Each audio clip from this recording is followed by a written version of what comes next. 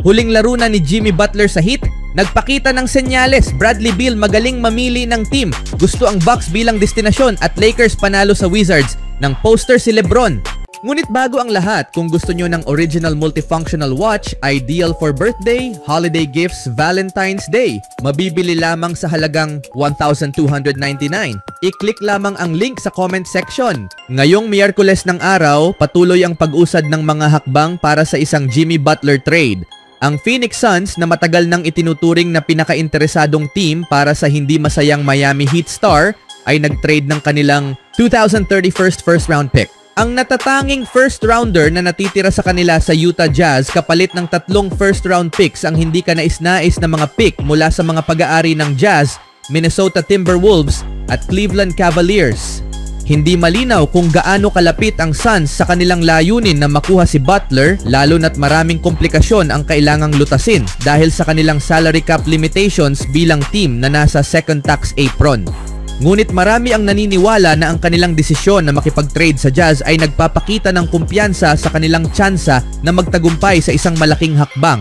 Ang mga hirap ng Heat sa laro ay lalo lamang nagpalala ng posibilidad ng isang trade. Nitong Miyerkules, natalo ang Heat sa mahina ang record na Portland Trail Blazers 116-107 kung saan nagtala si Butler ng 13 puntos, 4 na rebounds at 8 assists sa maaring huling laro niya para sa koponan. Habang ang pagtawag sa pagkatalo ng Heat kontra sa Blazers ngayong araw bilang huling laro ni Jimmy Butler sa team ay pawang haka-haka, walang duda na ang kanyang panahon sa Heat ay malapit nang magtapos. Para sa ilang fans, medyo makasaysayan na ang posibleng huling laro ni Butler para sa Heat ay laban sa Blazers, ang koponan na nagdesisyong i-trade si Damian Lillard sa Milwaukee Bucks imbes na tanggapin ang offer ng Miami na nakasentro kay Tyler Herro, ang malaking kontrata ni na Duncan Robinson o Kyle Lowry, 2 first round picks at isang batang manlalaro na malamang si Nikola Jovic. Isa sa mga dahilan ng pagkadismaya ni Butler sa Heat organization ay ang tingin niyang kakulangan ng kakayahan ng team na magdagdag ng talento. At sa hindi sinasadyang pagkakataon, malaki ang naging papel ng Blazers sa pagpapalakas ng kagustuhan ni Butler na maghanap ng mas magandang oportunidad ayon sa isang fan sa X. Posibleng huling laro ni Jimmy Butler sa harap ng crowd ng Miami suot ang Heat jersey.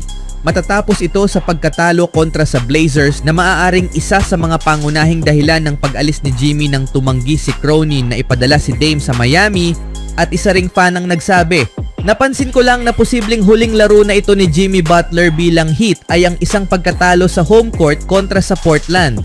Sa tingin nyo mga kaibigan, ito na kaya ang huling laro ni Butler bilang Heat? Speaking of trade, ang Phoenix Suns ay tila naghahanap ng paraan upang i-trade si Bradley Beal sa isang team na nangangailangan ng kanyang kontrata at kakayahan para sa isang playoff push. Ginagawa ng team ang lahat ng makakaya nila upang makuha si Jimmy Butler, ngunit hindi sila makakilos hanggat hindi nila natatagpuan ang tamang destinasyon para kay Beal.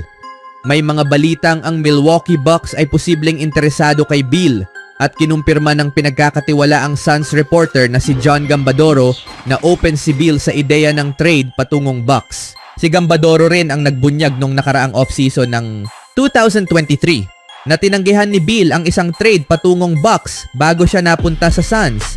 Tungkol kay Beal, ang no trade clause ay malaking hadlang. Maaari siyang napunta sa Milwaukee bago siya nagpunta sa Phoenix, ngunit tinanggihan iyon. Narinig ko na papayag siyang alisin ang no-trade clause para sa LA, Miami, Denver, ngunit naniniwala akong may iba pang team na maaari niyang tanggapin. Si Beal ay nag-a-average ng 20 ngayong season. Kung gusto ng Bucks na makuha si Beal, malamang na kailangang mag-move on sila kay Chris Middleton at alinman kay Bobby Portis Jr. o Brook Lopez. Gayunpaman, hindi ito praktikal para sa marami dahil ang isang backcourt na binubuo ni Beal at Damian Lillard ay maaring maging sobrang redundant. Kung ako ang Bucks, maghahanap ako ng ibang option. Ngunit kahit sila ay walang sapat na asset flexibility para maghanap pa ng iba pang deal, lalo na kung makakakuha sila ng ilang first round picks sa pagkuha ng kontrata ni Beal. Ongoing negotiations para sa 4-team trade. Nagiging mas kapanapanabik ang trade market habang papalapit ang deadline sa February 6. Gumawa na ang Suns ng 2 trade ngayong Enero. Una ay ang pagkuha kay Nick Richards mula sa Charlotte Hornets at ang pag-trade ng kanilang 2031 first round pick, kapalit ng 3 picks mula sa Utah Jazz. Ayon kay Ira Winderman, isang kilalang insider ng Miami Heat, ang trade ng Suns para sa mga picks ay direktang konektado sa kanilang layunin na makuha si Jimmy Butler. Isang potensyal na 4 o higit pang team ang maaaring kasangkot sa trade na ito. Ayon sa isang source na pamilyar sa mga plano ng Heat, ito ay isa sa mga hakbang patungo sa Jimmy Butler trade. Mga picks kasama ang ilang manlalaro ang malamang na mapupunta sa Heat kapalit ni Jimmy sa isang trade na kasangkot ang hindi bababa sa 4 na kuponan at maaaring higit pa. Ang revelasyon na ito na sinamahan ng impormasyon ni Brian Windhorst na ang mga source niya ay nasa gitna ng negosasyon para kay Butler noong Sabado ay nagpapakita kung gaano kabilis ang pag-unlad ng sitwasyon. May tumawag sa akin noong Sabado mula sa isang team at sinabi, "Hoy, may kuponang sinusubukang magbawas ng sweldo." Bigla nilang tinapos ang tawag upang gawin ang isang mas malaking bagay. Pinaghihinalaan kung may kinalaman ito kay Butler at hindi lang direktang Butler trade, kundi 3 o 4 na team trades. Ang trade para sa mga picks mula sa Jazz ay naganap ilang oras lamang ang nakalipas at itinuturing na isang hakbang upang ma-maximize ang halaga ng 2031st first round pick na itinuturing ng marami bilang isa sa mga pinakamahalagang picks sa NBA ngayon dahil sa limitadong asset ng Suns sa hinaharap. Ang GM ng Jazz na si Danny Ainge ay masayang ibinenta ang 3 picks mula sa mga competitive teams tulad ng Cleveland Cavaliers at Minnesota Timberwolves para dito. Malaki ang posibilidad na agad gamitin ng Suns ang mga picks na ito sa isang trade upang maialis si Beal kasama ang isang pick para sa salary dump habang nagbibigay rin ng pick sa Heat para kay Jimmy Butler.